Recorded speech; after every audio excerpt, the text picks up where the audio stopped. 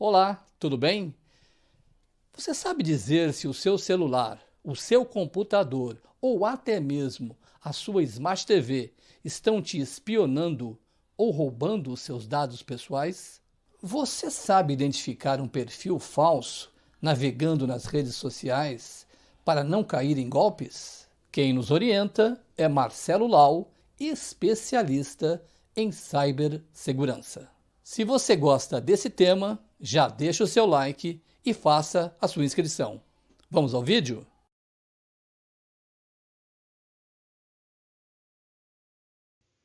O meu convidado já está na tela. O meu convidado é Marcelo Lau. O Marcelo Lau é especialista em cibersegurança. Marcelo, tudo bem? Tudo bem? Muito obrigado pelo convite, Kaká. E realmente é uma grande satisfação estar com todos vocês para poder compartilhar um pouco sobre esse mundo relacionado à cibersegurança que realmente nos intriga e, é claro, nos gera medo. Então, Kaká, fique à vontade em bombardear com as questões. Não, as pessoas morrem de medo. Eu vi algumas entrevistas suas, é apavorante, viu, Marcelo? Ô, Marcelo, além de. Você é dono de uma empresa chamada Data Security, é isso? Isso mesmo, já sou empresário há 14 anos. Por mais que se considere que o empreendedorismo no Brasil seja algo difícil, essa área de cibersegurança está crescendo bastante. E hoje eu trato de treinamentos, consultoria e investigação em crimes informáticos. Então, inclusive, até apresento a todos que esse tema é tão vasto que vale a todos pensar nesse assunto com um pouco de carinho, pois hoje esta área demanda bastante, mesmo numa situação dessa difícil, pandêmica, de distanciamento social. Sim. Vamos começar a gente ir destrinchando. O que que é um crime virtual, Marcelo? Bom, o crime virtual, então, por mais que se considere virtual, ele ocorre de uma maneira muito real, ou seja, prática. E isto, claro, infelizmente as pessoas elas ficam muito preocupadas porque isso envolve o que nós chamamos de ambiente cibernético. O ambiente cibernético nada mais são do que máquinas, equipamentos, redes de dispositivos que envolvem desde o nosso computador ao nosso smartphone, ao nosso smartwatch, ou seja, tudo que tem algum tipo de conectividade e inteligência para processamento de dados. Um desses exemplos muito simples relacionados a uma dessas categorias de crimes virtuais é como, por exemplo, uma situação onde você está recebendo um boleto, ou seja, uma conta de pagamento, onde, infelizmente, o criminoso substituiu aqueles números, fazendo com que você pague uma conta em favorecimento do criminoso. Essa é uma das diversas categorias que, infelizmente, ocorre por algo que nós chamamos de engenharia social. Portanto, o objetivo de ludibriar a vítima de tal forma que, ao não prestar atenção aos números digitados, ela pode, inclusive, vir a fazer o pagamento para outro favorecido. E, é claro, nós falamos hoje de golpes no WhatsApp, clonagem de WhatsApp. Teve, no caso aí, ano passado, o caso do juiz Moro no Telegram. Então, os crimes virtuais envolvem muitas coisas e várias categorias distintas sobre, infelizmente, as vítimas que fazem uso dessa rede mundial de computadores. Tá. O criminoso, você já deu alguns exemplos, ele basicamente ele está procurando dinheiro ou informação? O que que ele está procurando? Hoje em dia, Marcelo, o que que ele está procurando? As motivações de um criminoso são as mais diversas. Claro que a maioria deles visam o dinheiro, até porque não existe criminoso beneficente. Sim. Normalmente ele tem que usar isso como fonte de renda, e dentre esses golpes, nós temos que considerar também que além do dinheiro, nós temos a vingança, nós temos outros motivadores que estão por trás desses crimes. Podem ser, então, uma vingança familiar, pode ser uma vingança em relação a uma empresa, um empregador, pode ser uma motivação política, como o objeto de ter como objetivo expor informações públicas, tornando-as públicas, informações, por exemplo, sobre políticos, dirigentes, poder executivo, entre tantos outros, e isso nós já vimos na mídia. Então, o caráter relacionado à motivação do crime informático, ela não tem somente como enfoque o dinheiro, mas nos lembremos, um dos crimes atuais mais comuns é o ransomware. Para quem não conhece, a gente fala que é a utilização de um pedaço de código de programa de computador que visa criptografar os seus dados, ou seja, cifrar tornar não acessível esse conteúdo, de tal forma que você tenha que pagar um valor para o criminoso, vem do inglês ransom, de resgate, um software que exige resgate, e na maioria das vezes esse valor é pago em bitcoins, ou seja, uma criptomoeda, onde como a wallet, ou seja, a carteira utilizada pelo criminoso, ela não permite a identificação da destinação do dinheiro, isso infelizmente acaba sendo usado para as mais diversas finalidades, onde normalmente o criminoso ele acaba saindo impune numa situação como essa. Entendi. Agora, Marcelo, assisti algumas entrevistas suas. O Marcelo Lau é um cara famosíssimo, ele é muito procurado por televisões, rádios, etc. Existe algum jeito, porque pelo que eu vi das suas entrevistas, a gente está muito exposto com, com esse computador, com o celular. Existe algum jeito que a gente pode se precaver, algumas medidas para a gente tentar pelo menos minimizar essa invasão futura? Ou é difícil isso, Marcelo? Bom, eu acho que eu vou tomar você como meu personagem, Kaká. Legal. Vou fazer umas perguntas, vou trocar o papel agora, me tornei um entrevistador, e Kaká responde. Kaká, você define senhas iguais em sistemas diferentes ou páginas diferentes na internet ou para usar os seus serviços? Vou falar uma coisa séria para você. Sim, sim. Kaká, Eu mal me diga. confesso, sim. Então, já surge aquela questão. Não devemos utilizar senhas iguais ou parecidas, tampouco senhas que se valham de coisas facilmente adivinháveis. Isso inclui datas de nascimento, nomes de pessoas próximas ou algo nesse sentido. Tome muito cuidado, Kaká, porque às vezes nós gravamos, por exemplo, a nossa senha em navegadores. Você faz isso quando acessa um site na internet, você guarda a sua senha para o seu navegador armazenar? Sim, sim. É natural isso. Faço tranquilamente. É. Então, vamos identificar uma situação como essa. O usuário, e não é uma questão só sua, Kaká, o Sim. usuário, na maioria das vezes, ele deseja algo chamado conveniência. Ele quer ter a facilidade do uso da tecnologia, ele quer ter o bônus, mas ele não quer ter o ônus. E o ônus significa toda a facilidade vai tirar algo de ti em relação à segurança. Então, o não salvaguardar a senha, de repente num navegador, o não definir a senha igual em diversos sistemas, pode te proteger. Mas vamos para uma outra questão, Kaká. O seu WhatsApp, você habilitou segurança no seu WhatsApp? Você habilitou o segundo fator de autenticação no seu WhatsApp? Vou lhe responder com toda a sinceridade, doutor Marcelo Lau. Não. Ô, Bom, doutor, Kaká. doutor Lau, eu vou ser culpado aqui na nossa entrevista, né? Não, não coloquei não, Marcelo. Mas você já viu como se faz como habilitar o segundo fator de autenticação? Não, não, eu gostaria de aprender. É importante a gente aprender, porque como eu, assim, um descuidado tecnológico, eu acho que tem muita gente, né? Porque dependendo da plataforma, tá? Eu recomendo que as pessoas visitem, inclusive a própria página do WhatsApp, para isso a página oficial. Normalmente existem recomendações específicas que os caminhos são distintos para Android e para iPhone. Mas normalmente dentro das configurações de segurança, você consegue habilitar esse chamado duplo fator de autenticação.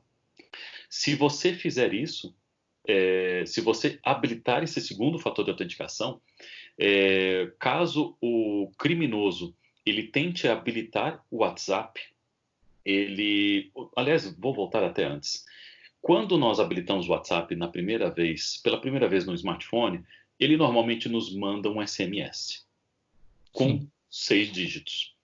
Quais são os golpes que estão ocorrendo hoje em dia? Então imagina, né? Kaká, eu te ligo, falo assim, Kaká, você ganhou uma estada num hotel, tá? Num resort lá na Bahia, só porque você nos frequentou, você deu um like, um joinha, alguma coisa assim parecida, para você e sua esposa, com tudo pago, exceto as passagens aéreas, mas para que você possa me confirmar o seu interesse, eu preciso que você me confirme uns números que foram enviados para o seu SMS agora mesmo. A vítima desatenta, porque ela só vai olhar os números e não vai olhar a natureza da mensagem, ela pode passar esses números para o bandido, ou seja, para o criminoso, e ele irá ativar o WhatsApp em nome da vítima.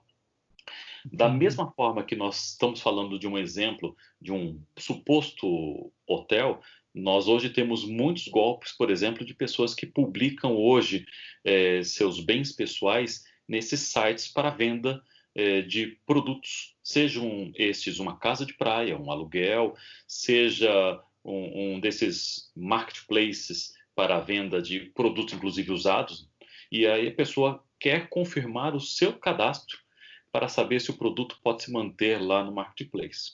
Então tome cuidado, porque o bandido fica de olho nesses sites e você vai acabar achando que é com você mesmo, porque você acabou de colocar um produto lá. Então, primeira coisa, se alguém vier por telefone te pedir um código que venha por WhatsApp, não informe. Mas vamos imaginar que você, Quer dizer, independente... deixa eu ver se eu entendi. Quer dizer, ele manda para mim um código, eu não passo informação nenhuma, eu só reenvio para ele, é isso? A partir disso eu já caí no golpe? Isso, se você informar os 6 números que vierem para o seu SMS, Os números que ele mandou para mim, né? exato, adeus seu WhatsApp. E pior, o bandido, hoje, quando ele se aposta do seu WhatsApp, ele configura a medida de segurança e você não consegue ter o WhatsApp de volta. Ah, eu não O consigo bandido mexer, né? Então, se você for nas configurações do seu celular e habilitar esse segundo fator de autenticação, será pedido de você 6 dígitos, que será a sua senha, tá? E o WhatsApp irá pedir de tempos em tempos. Só que mais Entendi. importante do que isso, se por um acaso alguém pegar o número seu de telefone e vier habilitar o WhatsApp em outro dispositivo, se ele não tiver essa senha que você configurou, não adianta mandar SMS. Isto não será suficiente para ativar o WhatsApp. Ah, entendi. Agora, você falou, Marcelo, no começo, aquele caso do Intercept lá, que pegou as gravações. Não, não Intercept, né? O Intercept não tem nada a ver com isso, aparentemente. Que pegou as gravações do Moro e dos procuradores, de várias pessoas. Como é que como é que a pessoa conseguiu? Porque a gente apaga as mensagens. Eu Hum. apago as mensagens, fotos. Eu me livrei, porque eles pegaram mensagens e não foram mensagens novas, não é? Ou eles pegaram na época. Como é que. Lógico, você não fez a investigação, eu imagino, mas como é que aquelas mensagens, no caso do Moro lá, foram roubadas? O que que aconteceu naquele caso, basicamente? Porque se uma pessoa como ele está exposta, qualquer um de nós está exposto, né, Marcelo? É. Inclusive, existem termos muito importantes que nós devemos considerar. Apesar da minha formação estar relacionada em engenharia, eu tenho mestrado na área forense, mas não sou advogado. Então, termo roubo e furto. Então, quando alguém fala assim, eu fui roubado, meus dados foram roubados, eu pergunto, doeu muito? Como assim? Porque todo roubo está relacionado a uma subtração Sim, mediante violência física ou verbal. sim. Então, é interessante que num caso desse, de alguém ter acesso às mensagens, isto não é nem roubo e nem furto. Por quê? Você não deixou de ter as mensagens ficaram lá. Mas é bem comentado, Cacá, porque eu também tenho o costume de, na hora de enviar mensagens, apagá-las depois que eu realmente já tratei o assunto. Mas tem pessoas que mantêm aquela lista extensa de conteúdo de mensagens e aquilo é mantido como registro. Então, o comentário importante, em termos de segurança, apague as mensagens. Meu cachorro está latindo, não sei se está Não, pegando não, aí. não, não tem problema. De vez em quando aqui entra um gato, aqui é tudo. Quem sabe faz ao vivo, Marcelo, aqui é tudo ao vivo. Bom, então considerando que nós temos situações das pessoas não apagarem as mensagens, porque aquilo é mantido como log, registro, eu entendo que também isto te coloca a segurança aquém ao que deveria estar adequado. E no caso do Telegram, o que acontece? Lembra do WhatsApp que eu falei que o código de segurança é enviado por SMS? No caso do Telegram, na época, o código existia duas formas, ou mandar SMS ou fazer uma chamada. Só que os bandidos eles foram muito ardilosos. Eles conseguiram fazer com que a chamada que deveria ter sido realizada pro detentor, quando você está com o telefone ocupado, o que acontece? A chamada cai numa caixa postal. E normalmente, como é que você faz para resgatar uma mensagem numa caixa postal? No máximo você digita asterisco e algum código, de acordo com o seu operador, e já tem acesso ao conteúdo. Não te pede senha. Os bandidos fizeram isto de uma maneira muito simples. Não há nenhuma grande tecnologia por trás disso.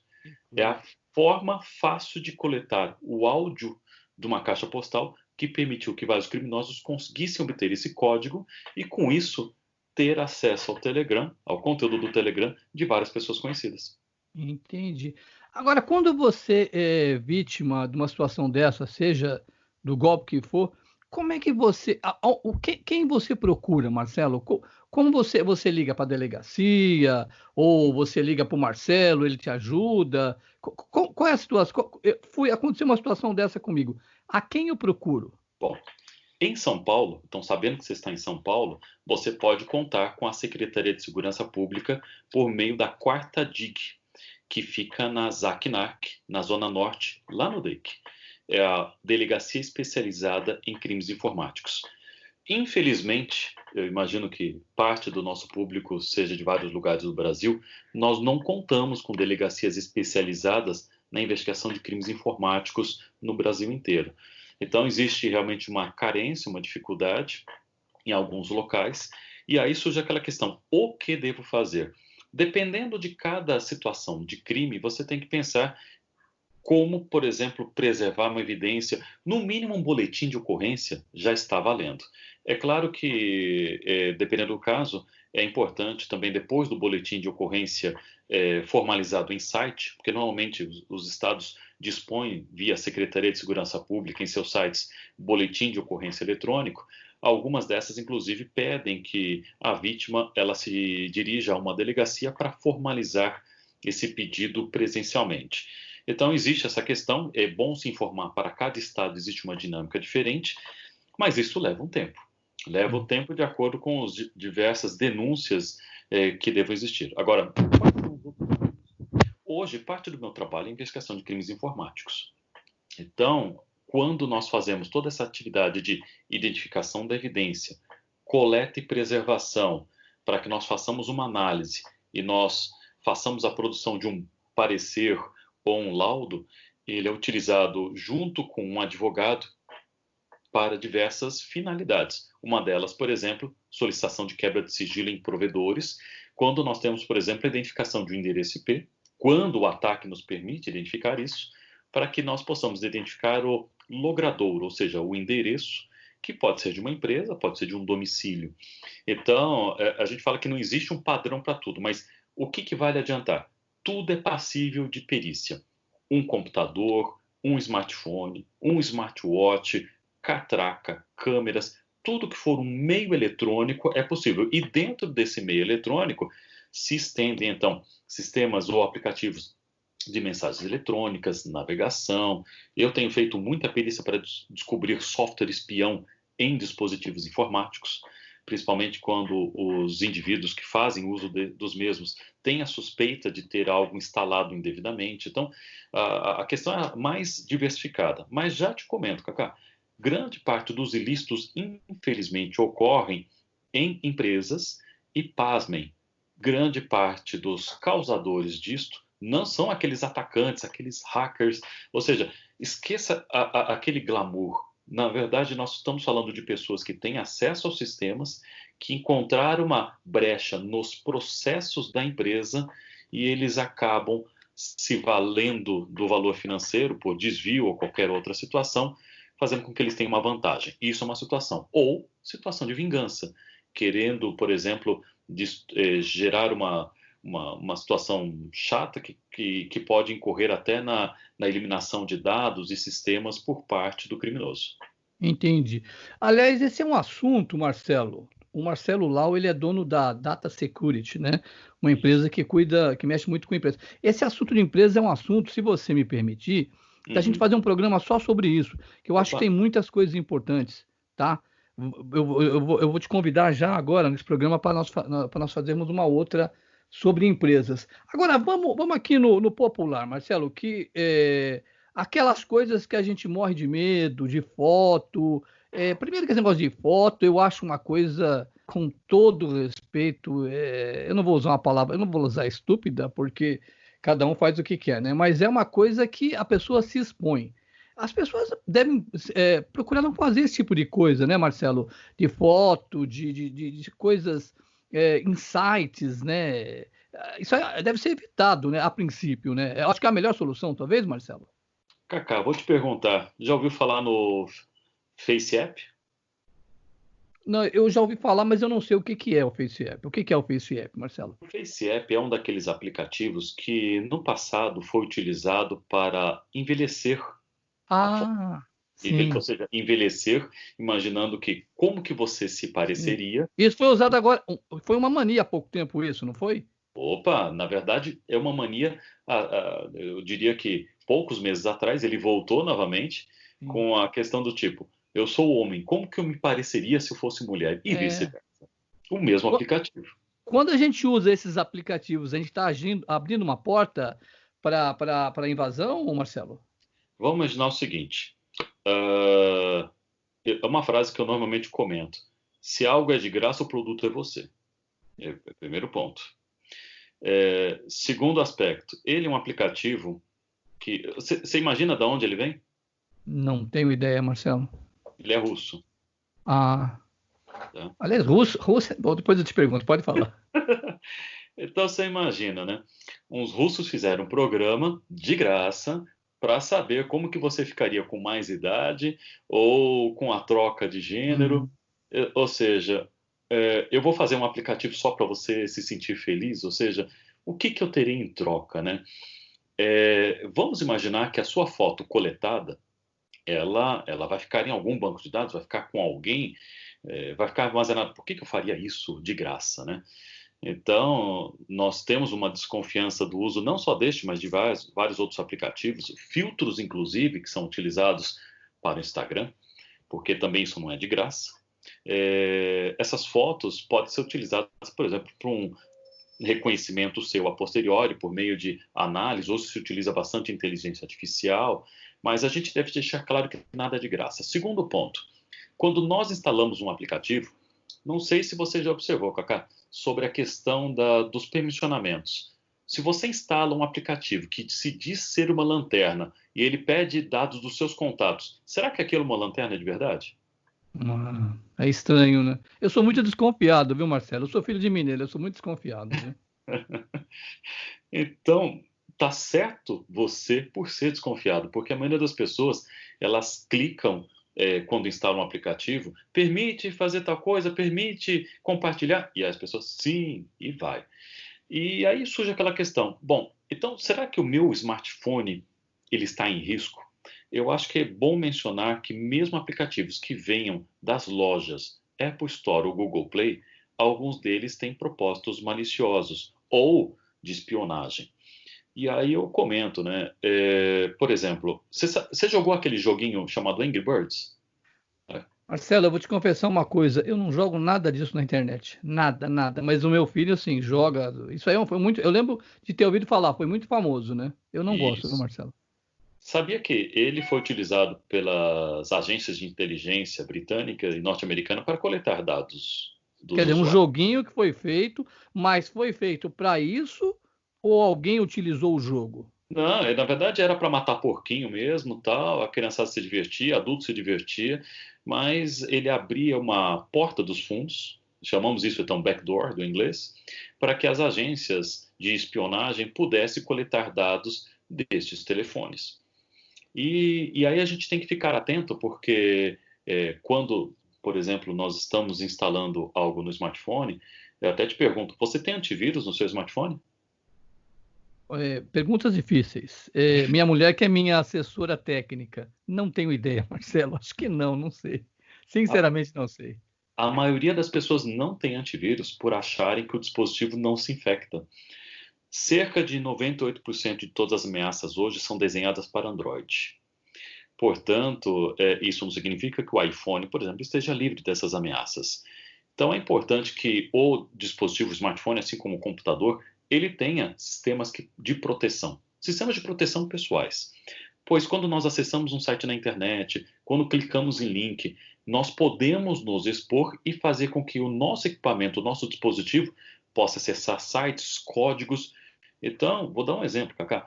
Você sabia que hoje existe a mineração de criptomoedas? Você já deve ter ouvido falar disso. Ah, isso é uma pergunta. O que que são criptomoedas, Marcelo? Hum. Criptomoedas, então, são moedas, na verdade, hoje virtuais. Você hoje não tem um país que realmente, de fato, determine o lastro das mesmas. A mais conhecida hoje é o Bitcoin, mas nós contamos hoje com uma quantidade enorme de criptomoedas nos dias atuais. Para você ter uma ideia, mais de 5 mil, 6 mil criptomoedas existem hoje em dia em circulação. E normalmente o que você faz? Você pode utilizar para trade, ou seja, para investimento. Então, alguns anos atrás, algumas pessoas perderam dinheiro investindo em criptomoeda, porque como que eu posso lucrar tanto dinheiro em tão pouco tempo? Muitas pessoas acreditam, né? E acreditar em conto da carochinha pode dar algo errado a posteriori. Mas você pode, por exemplo, utilizar uma criptomoeda para fazer uma transferência financeira, e isso é muito utilizado também no submundo, infelizmente. Desculpa lhe interromper, Marcelo, só isso é Claro. uma coisa importante, depois eu peço que você continue. Eu sei porque o meu filho, ele começou a trabalhar há pouco tempo e ele investiu. Eu não faria isso, eu já falei, eu sou muito medroso com essas coisas. Ele investiu alguma coisa em criptomoeda. Uhum. Você, como um especialista em cibersegurança, você, como investimento, você acha bom ou não? Eu acho que agora eu não tenho que falar tanto como profissional de segurança, e sim como meu lado financeiro e economista, né? Mas vamos imaginar que quando nós somos jovens, nós podemos fazer investimentos arriscados. Se você vier a perder, não tem problema. Por quê? Você terá muito tempo para trabalhar e voltar aí ao seu patamar de investimento desejado. Com o passar do tempo, eu acho que nós temos uma margem menor para o erro. E aí, é claro, você não vai dispor das suas economias para fazer um investimento arriscado. Por exemplo, nessa situação pandêmica, teve gente que se desesperou no mercado financeiro, teve gente que perdeu dinheiro, e a gente fala que investimentos tradicionais, eles geram um ganho mais lento, mas também uma segurança maior. Criptomoeda, a gente fala que, sendo uma moeda extremamente volátil, o próprio Banco Central do Brasil, ele traz algumas ressalvas sobre o uso da criptomoeda. Sem contar que, como ele não passa pelo sistema financeiro, ele pode ser utilizado para evasão de divisas. E, portanto, isto é um ato criminoso. A recomendação que, inclusive, o Banco Central traz sobre esse tema é que todos os valores hoje aplicados em criptomoedas sejam devidamente declarados no imposto de renda, pessoa física, para que realmente esses valores não sejam considerados, então, valores vindos do além e que depois sejam questionados pelo Banco Central. Entendi. Deixa eu riscar aqui, Marcelo. Não investir em criptomoeda. Ok. Aí você estava falando. Você falou sobre isso. Você quer completar aquela sua resposta, Marcelo? Sim, porque Por favor. existem formas, por exemplo, quando nós trabalhamos com criptomoedas, ela vem de algo mais básico chamado blockchain. Blockchain é o quê? É o encadeamento, então, o encadeamento de transações por meio de blocos que fazem a validação da transação. Quem faz essa validação da transação, ela usa sua máquina para fazer processamento. Ou seja, você é remunerado por isso. Isso se chama mineração de criptomoeda. Esse Entendi. processo de você emprestar a sua máquina, emprestar o seu equipamento, emprestar a sua energia elétrica. Só que também, convenhamos, dependendo da região onde você está, talvez você pague tarifas em energia elétrica extremamente altas. Então, você colocar uma máquina para minerar visando o lucro, é bem provável que, de repente, aquilo empate ou até gere uma perda financeira. Existem pessoas que criam infraestruturas, por exemplo, no Paraguai, com máquinas, servidores, prédios até, rede, por aquilo consistir num investimento muito mais barato. Mas também já tem criminosos sabendo disso, que invadem os data centers e levam todos os equipamentos. Então, a criptomoeda realmente hoje a mais transacionada é o Bitcoin, de fato, e também, infelizmente, isso é utilizado por chamado ransomware que eu comentei antes, que é a utilização realmente da solicitação de um resgate. Caso aquele resgate não seja pago, a chave não é fornecida para que você decifre o conteúdo. A criptomoeda entra aí porque é o meio de pagamento, na maioria das vezes, solicitado pelo criminoso. Entendi. Marcelo, há uma discussão muito grande, eu queria falar de perfil falso. Como é que a gente Hum. consegue identificar? A gente consegue identificar um perfil falso ou é muito difícil? Porque eles têm uma engenharia, porque bandido é impressionante. Eu acho que ele fica muito tempo sem fazer nada. O que pensa é uma coisa absurda, né, Marcelo? Pior que hoje em dia você pode criar perfis de pessoas que não existem, de fotos que não existem, de sujeitos que não existem. Mas vamos considerar, recentemente, algumas redes sociais tomaram providências para eliminar perfis falsos na internet. Existem discussões fortes sobre isso na esfera federal e demais outras esferas pelo Brasil afora, mas sim é uma preocupação. E para nós, consumidor, qual é a preocupação de um perfil falso nos adicionar? Eu acho que reside em outro aspecto. Você publica informações excessivas sobre você, sobre seus familiares, sobre sua rotina, porque se eu tenho um perfil que eu restringo essas publicações, eu posso até ter perfis falsos me adicionando, mas não haverá informação a ser revelada. Mas, por outro lado, existem golpistas que utilizam dessa técnica para quê? Para tentar aplicar golpes na vítima. Então, vou dar um exemplo, Cacá. Hoje, o Facebook, assim como outras redes sociais, você tem alguém que solicita a adição do seu contato e, de repente, essa pessoa, vamos imaginar que seja uma mulher, que começa a te seduzir, tal, etc. Vou contar a história porque isso é fato real, tá? E aí o que acontece? Ela abre uma conversa via câmera no Messenger, e aí você fica todo animado, tal, etc. E É o aí, trouxa. exato, isso é registrado por esse perfil, e esse perfil depois irá te extorquir. De tal forma que, se você não vier a pagar o valor, você provavelmente poderá ter as suas informações expostas aos seus contatos. Então, o tomar cuidado em relação ao perfil falso que pode vir a te adicionar é a questão da quantidade de informações que você vai revelar. Se você vier a adicionar perfis falsos, mas você não vier a revelar informações, você não vier a realmente dar respostas de tal forma que esse perfil se beneficie com as suas informações, esse perfil não tem o que realmente identificar Sim. de si. Então, eu acho que o comportamento na rede social ela tem que ser muito, muito cuidadoso, e temos que tomar cuidado com esses modismos. Por exemplo, de colocar filtros nas fotos. Agora, vamos falar das fotos do Dia das Crianças. Então, vou colocar minha foto quando eu era criança. Eu vou colocar com filtro preto e branco. Eu vou colocar com os meus familiares. Essas provocações, que são modismos, são febres, infelizmente são usadas para essa finalidade. Outro ponto que nós não abordamos, mas vale o cuidado. E os jovens têm que tomar cuidado na hora de usar redes sociais, porque nós sabemos também que existe pedofilia rondando pela Sim, rede. sim.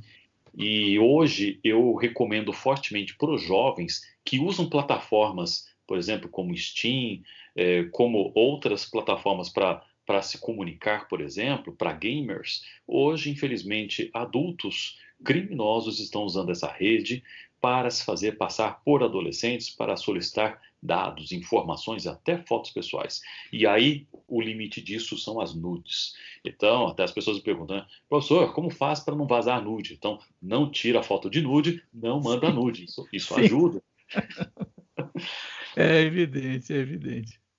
mas eu entendo que o cuidado, por exemplo, quando nós falamos de novo do smartphone, se alguém conseguir descobrir a sua senha do Gmail, se você tiver Android, ou a senha do iCloud, se você tiver um iPhone, a pessoa tem dados dos seus contatos, as suas fotos, os seus compromissos e tudo.